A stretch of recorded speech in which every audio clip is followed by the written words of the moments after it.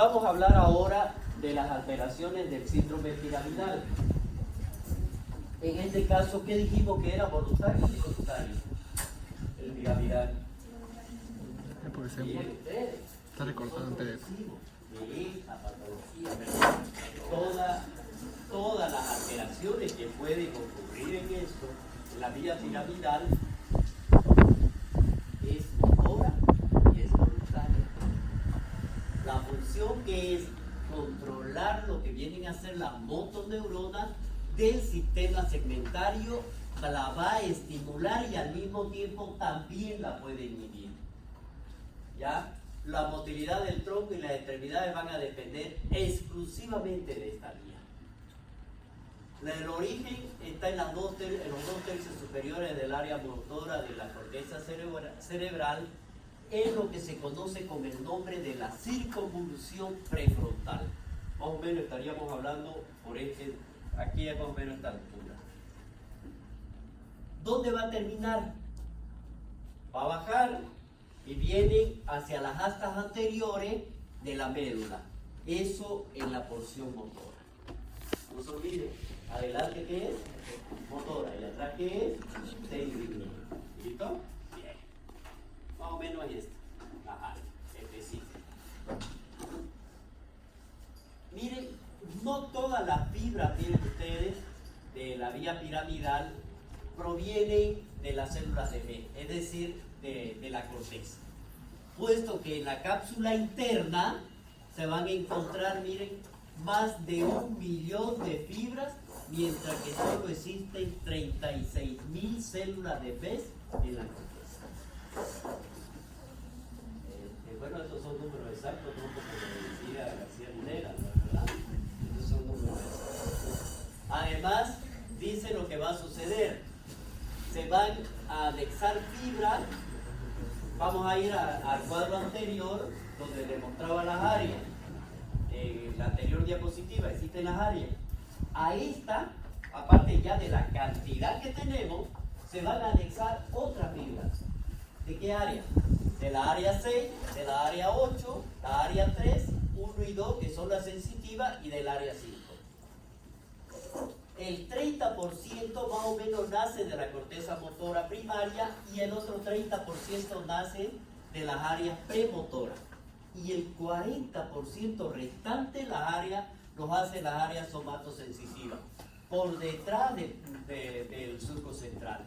Si nosotros vemos cada una de las áreas a las cuales se conoce la distribución que se ha realizado en el cerebro, para ver y denotar la función de estas dos vías principales, la vía piramidal y la vía extrapiramidal.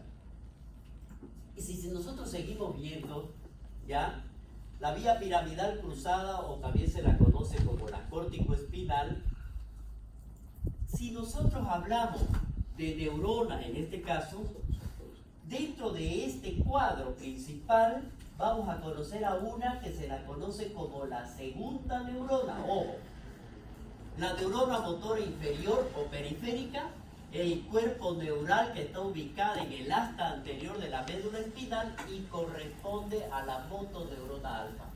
Desde aquí se originan todos los nervios activos. La vayan imaginándose anatómicamente. Yo le dije que me repase que ¿ya? Miren lo que va a suceder. La vía piramidal directa o la geniculada o córtico nuclear, esta es la que va a conectar la corteza de acá con los núcleos motores de los pares craneales del tronco encefálico.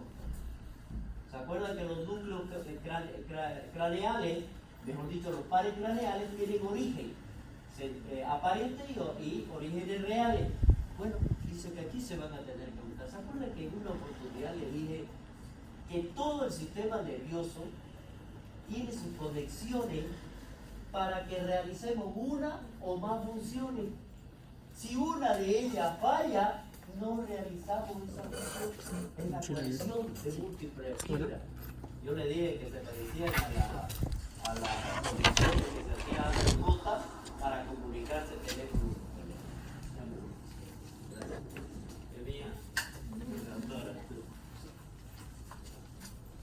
Entonces miren ustedes aquí, si nosotros vemos acá, de cada uno de estos, y la vamos a dividir, una primera neurona y una segunda neurona. Si nosotros hablamos cuáles son los que van a intervenir para unirse en esto, para formar principalmente esta primera neurona. Dice que esta es la superior o la central. De aquí van a originarse y van a descender ¿hasta dónde? Hasta los núcleos motores de los pares craneales. Lo que nos decíamos acá. ¿Cuáles van a ser estos? El tercero, el cuarto, el quinto, el sexto, el séptimo, el noveno, el décimo y el duodécimo. ¿Qué dijimos en la segunda neurona? Dijimos que era la motora inferior o periférica. Entonces esta se va a encontrar en los núcleos motores de los pares craneales del tronco encefálico y sus axones o fibras van a formar en la integridad o en parte el par craneal. ¿A dónde va a ir este par craneal? Que va a ir a inervar a la musculatura correspondiente. Entonces tenemos una primera neurona y una segunda neurona. Cada una de ellas con una función específica. Cada una de ellas relacionada con todo el medio ambiente, lo que tenemos que realizar nosotros. Si no hay esta conexión de esta con esta, difícilmente estuviéramos aquí parados hablando con ustedes. Muy difícilmente. ¿Ya? O ustedes atentos escuchando. ¿Cuál vendría a ser entonces la función de la vía piramidal? Controla las actividades motoras precisas y voluntarias en coordinación con la vía extrapiramidal y cerebrosa, frena y controla los numerosos impulsos que llegan a las motoneuronas de las astas anteriores y ponen a actividad a las neuronas alfa, gamma en movimiento voluntario. Y si nosotros vemos aquí ya, ¿qué alteraciones me pueden dar? Porque no puedo hablar de una enfermedad, no puedo hablar solo de algo que de una enfermedad que me provoque o que me produzca un solo síntoma. No, tenemos que hablar de síndrome, porque me va a dar signos, me va a dar síntomas. Entonces, por esa razón es que nosotros lo vamos a clasificar como síndrome piramidal. Conjunto de signos y síntomas derivados de la lesión de la vía piramidal desde su origen en la corteza cerebral, dijimos que ahí se originaban, hasta la terminación en el acta anterior de la médula espinal. Entonces, ¿qué es lo que va a ocurrir? Se lo va a encontrar en las afecciones de la médula espinal, del tronco cerebral o del cerebro, y el tratamiento, lo que más interesa aquí es luchar contra la espasticidad que se va a producir, que se opone a los movimientos y va a estar ligada a la exageración del reflejo miostático. Aumenta en la bipedestación y en la sedestación y disminuye en los decúbitos. O sea, la rigidez prácticamente. Y es cuando uno intenta abrirlo y el paciente vuelve nuevamente. Esa es la espasticidad. Y eso es lo que nosotros tenemos que luchar para vencer en ello. ¿Qué es lo que vamos a hacer? ¿Por qué lo vamos a caracterizar? ¿O por qué se caracteriza en esta enfermedad? Porque van a existir signos que son deficitarios, que traducen ya el compromiso piramidal, y otros signos que estos signos deficitarios se lo conoce como el nombre de signos de espasticidad. Dentro de esto, ¿cómo se van a traducir? ¿Por qué se van a producir? Valga la redundancia. Primero, porque va a existir una liberación masiva de la actividad motora de tipo refleja, que normalmente está integrada en este sistema piramidal, es decir, para que yo dé un paso preciso o para que yo realice un movimiento preciso de tomar algún tipo de documento, de objeto, ¿ya? Puede ser dentro de ello, y dice esto que existen, prácticamente van a aparecer dos componentes que son habituales y que son sucesivas en el tiempo. Primero, ojo con esto. La parálisis que se va a presentar en un inicio es flácida y después se torna ojo. ¿Cuál va a ser entonces su manifestación clínica, sabiendo cuál va a ser la afectación que vaya a dar. Dijimos nosotros que las funciones de la vía piramidal son la movilidad voluntaria y la regulación del tono y reflejo tendinoso. Eso me va a regular de una manera sincronizada entre la parasimpática y la simpática. Entonces, dentro de eso también la vía piramidal y la vía extrapiramidal tienen que coordinar para que nosotros tengamos esa función del reflejo normal. ¿Ya?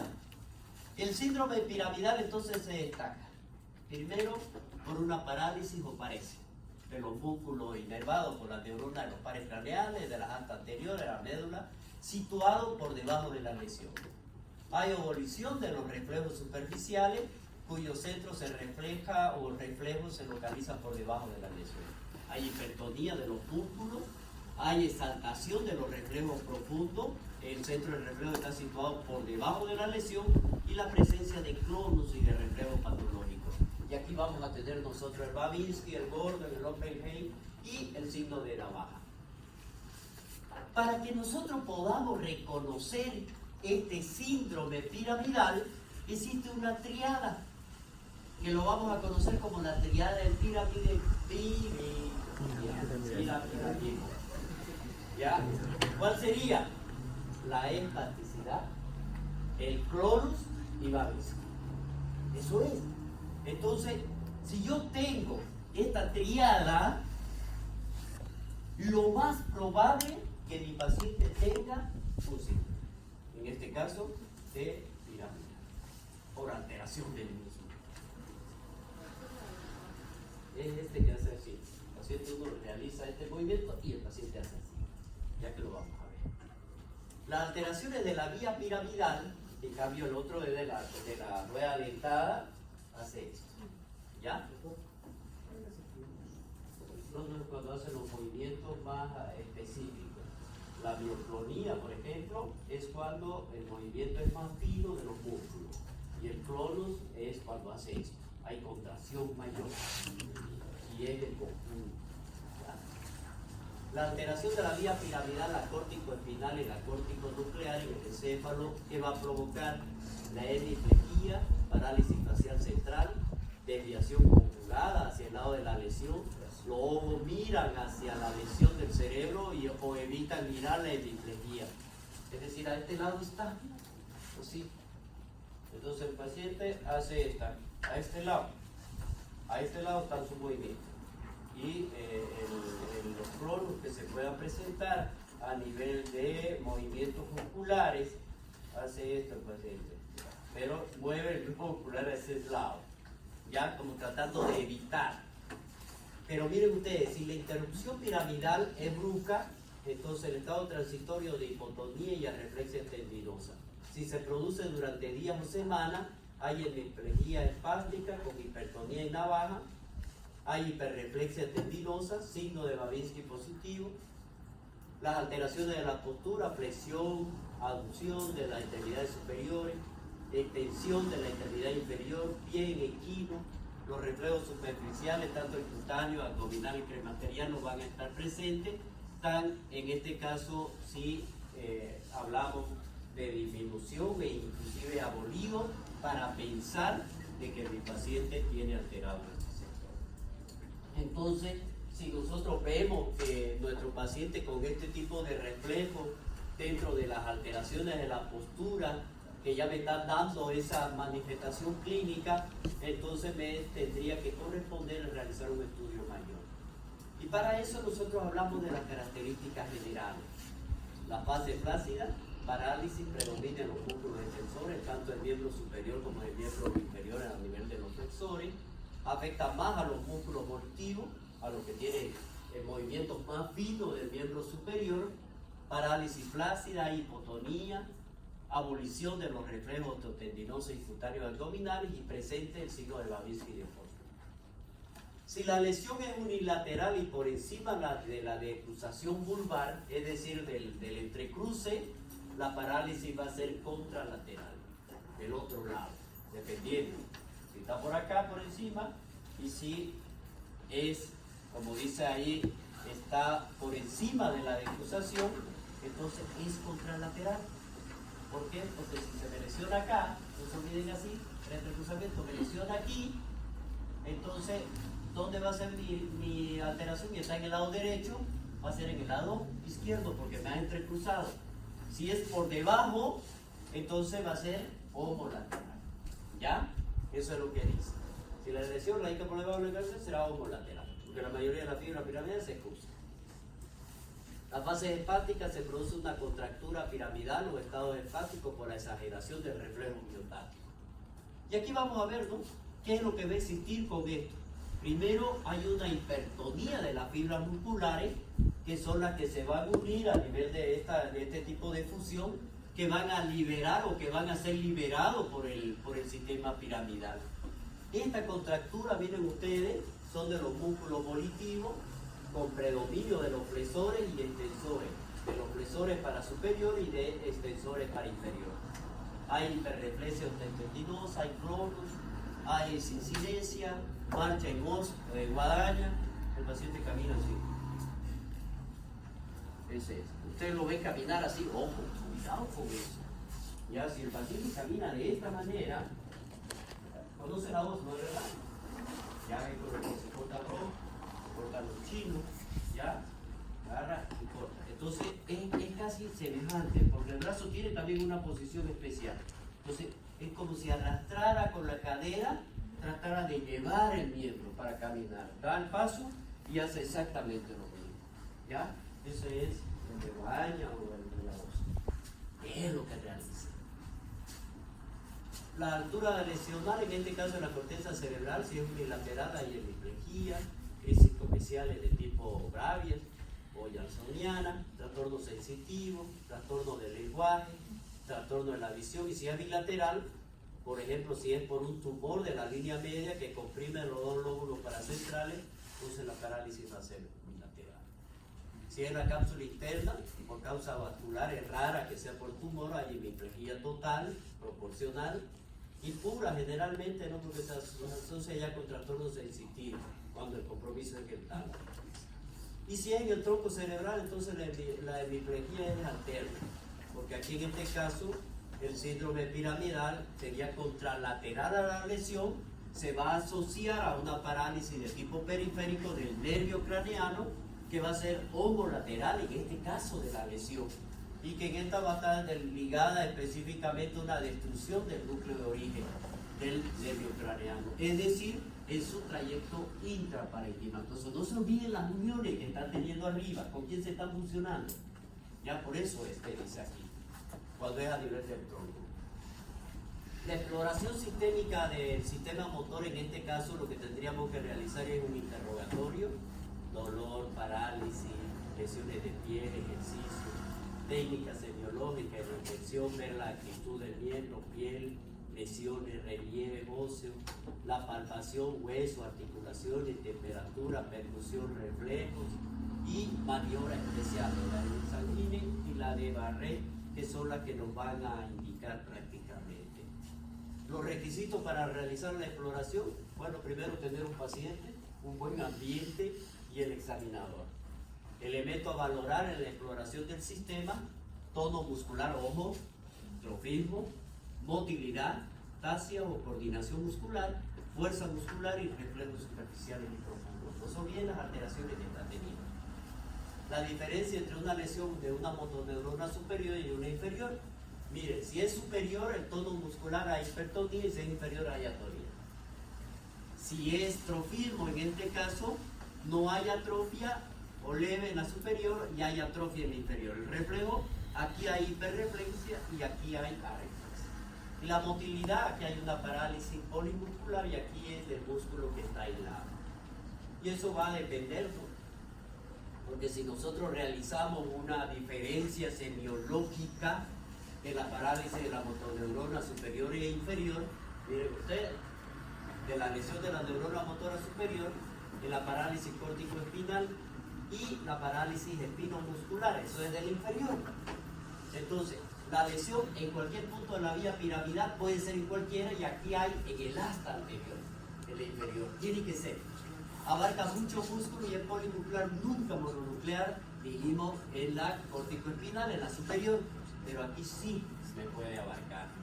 La hipertonía o contractura siempre va a existir, acá hay hipotonía o atonía. La hiperreflexia, hay arreflexia, reflejo muscular en vivo, cloro, discinesia y el reflejo disminuido. Babinski y Hofmann están presentes y aquí no existe ninguno de los dos. La atrofia muscular por el desuso de nuestro paciente y aquí hay atrofia intensa y precoz. No hay presencia de fasciculaciones en la superior. Aquí sí en inferior porque me está ocupando un grupo o un segmento. Esta es la organización de los sistemas motores. Si nosotros vemos, miren aquí, la vía descendente desde el tronco encefálica, la motoneurona superior va a descender por el tracto piramidal. Vamos a ver aquí que esto tiene un control voluntario y esto de acá tiene un control motor automático. Pero ¿cuál es la vía final? Es común.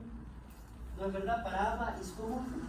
La motoneurona inferior y que viene, sigue y continúa por el nervio motor y va a llegar a terminar en un músculo esquelético para realizar una función cualquiera. La movilidad, la cinética y la estática. La cinética es voluntaria e involuntaria. Son movimientos reflejos, automáticos, y son asociados y son aprendidos. Lo hemos aprendido, esos movimientos. De flexión, de extensión, lo hemos aprendido. Cada uno de ellos porque nosotros hemos decidido hacerlo. ¿Ya?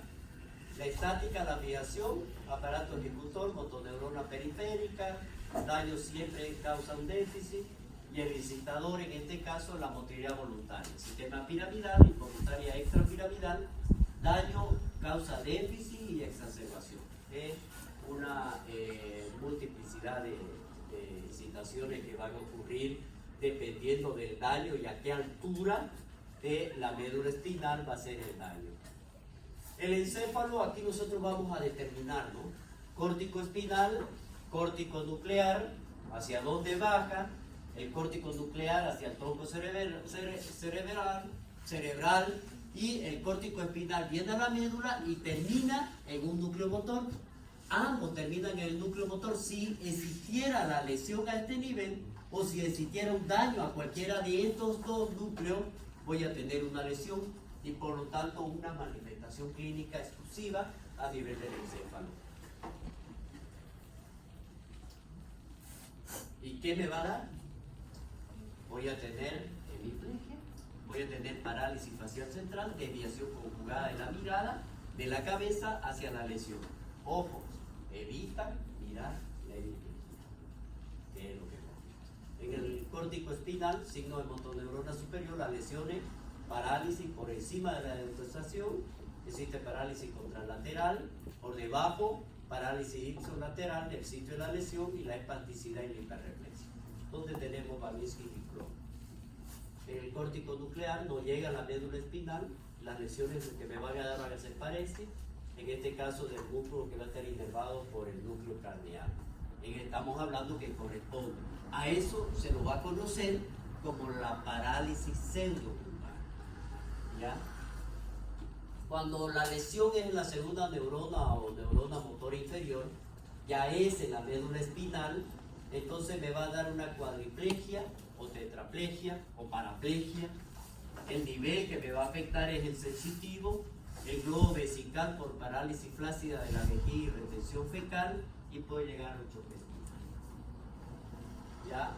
Las lesiones que pueden dar este lugar son las lesiones violentas, duran semanas o meses, reaparece el reflejo en extremidades inferiores, ya después hay cromo y espasticidad e incontinencia urinaria. Bueno, estas son las lesiones que pueden suceder en la neurona primaria, la hipertonía en caso de que existiera, hiperreflexia o respuesta patológica o reflejo patológico. Si fuera a nivel de la lesión de la 2, tendríamos hipotonía, hiperreflexia y ausencia de los reflejos, porque va a estar más afectada la parte motora. La clínica de las lesiones de la vía piramidal, las consecuencias clínicas de las lesiones van a depender del nivel donde se va a encontrar. En general se distingue la afectación de la vía en los niveles siguientes. Primero, a nivel del área motora, cuando es un solo hemisferio, cuando afecta solo a las extremidades centrales o contralaterales, y cuando es en el tronco y en la cabeza, esto va a quedar en me dice, pues van a recibir fibras de ambos hemisferios. Por lo tanto, no se los puede, no llega la afectación a ellos. En resumen, ¿qué es lo que se va a presentar? Una hemiplegia contralateral de las extremidades, normalmente y debido por la extensión del área motor, en este caso, solo se afectan las extremidades inferior o superior y será una monoplegia contralateral. Otras veces solo se afectan una mano o un dedo, pero no todo el miembro, ¿ya? El otro es el nivel de la cápsula interna. Las fibras pasan muy agrupadas, entonces hay una pequeña lesión que va a afectar a toda la vía. En este caso ya el tronco es difícil que se paralice, pues está porque en ambos lados existe, está representado en ambos hemisferios. La corriente es la parálisis de las extremidades porque solo va a estar relacionado con un solo hemisferio. Y en este caso hablamos de una hemiplegia contralateral al sitio de la lesión. Y por último, hablar del nivel de mesencéfalo.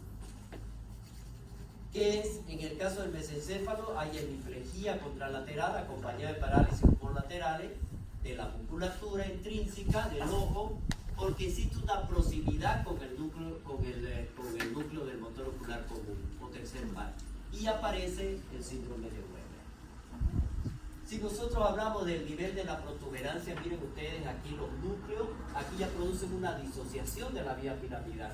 Por lo tanto, aquí es difícil que exista una consecuencia como lesión a este nivel, y el núcleo del nervio facial y del motor ocular externo por la vecindad pueden estar lesionados. Entonces, ¿qué vamos a tener? Una hemiplegia contralateral con alteraciones de la mímica de la cara y con movimientos oculares que lo vamos a conocer como el síndrome de Buble.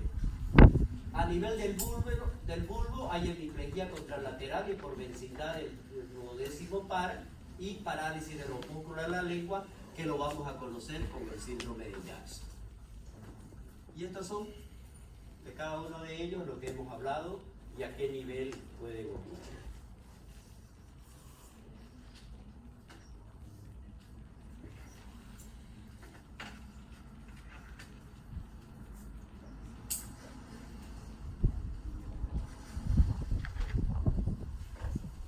Cada uno.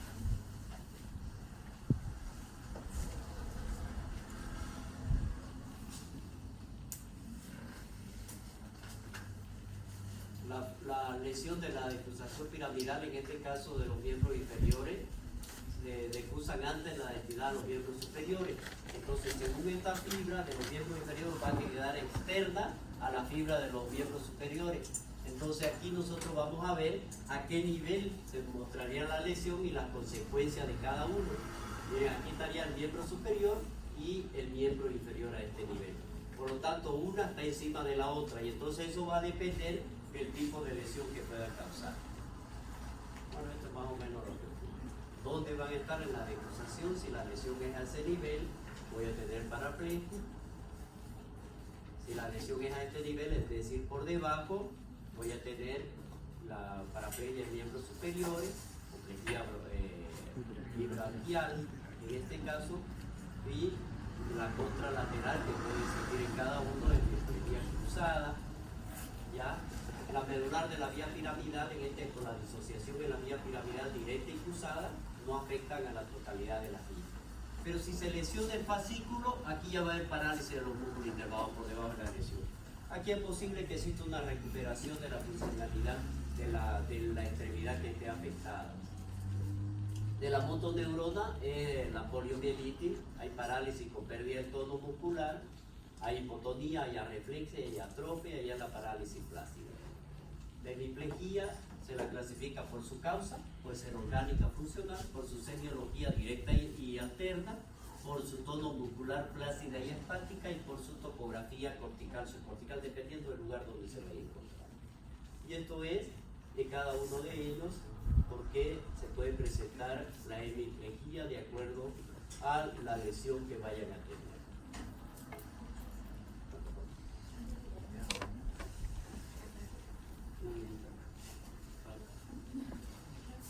Ya podemos quedar acá si quieren. ¿Ya?